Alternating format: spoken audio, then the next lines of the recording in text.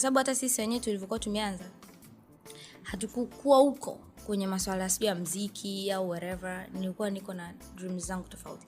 Alafu watu ambacho wanashindwa kuelewa ambacho walikuwa na kisimamia Chief kama Chief, yuko pale kama frame sababu ni passion yake.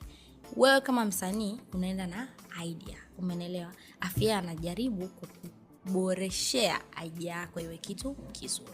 Ndio maana unaona yule mwenye kierere, mwenye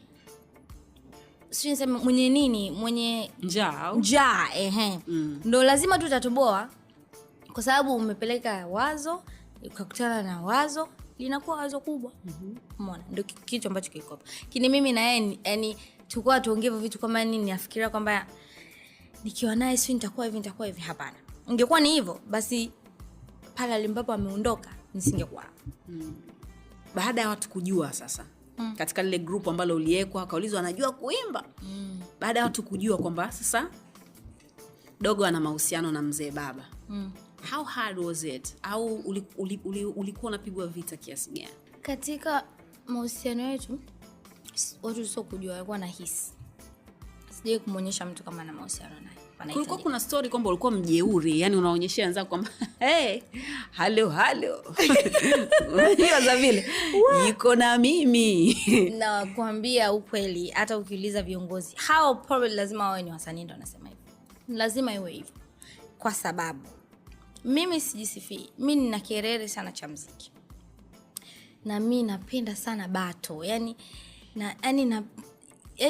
I appreciate mtu akifanya huyu kaua, umeona, lakini na uaje zaidi yako. Nitavuta and break kidogo, nijitathmini, afu najikusanya, nikirudi narudi kweli. Ndivyo nilivyo. Kwa mimi katika kumtumia marehemu kimimi kukua kama watu wengine walivyofanya, I did well. Sio kwa sababu ya mahusiano, ni kwa sababu ya future. Umeelewa? Ni kama sasa hivi uko na mzazi, anaweza kukusomesha, anaweza kufanya chochote kile ambacho anaweza kufanya. Afu unapenda shule, unajua kabisa huu ndo msingi wako. Utaacha kumtumia mzazi wako vizuri? Huwezi. Yani ni kuna scholarship hapo, utasema baba anahitaji hapa, ndo elimu ipo yenyewe. Kesha na kishukutu hayupo, unasema babangu alifanya hivi na hivi na hivi.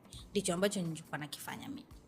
Sasa watu wengine sijui walikuwa wanakuaje na yeye. Kwa hiyo unapoona Nandi kaandaa tour yake.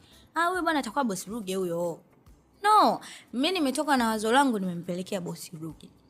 Nataka kufanya tour. Yule ana watu 100 kidogo kichwani kwake. Haiza akakatwa asubuhi akaanza, Nandi leo utafanya tour. Kesho utaenda kwenye interview. Kesho kuto utafanya hivi. No, haiwezekani. Kwa hiyo jealousy ndio inakuwa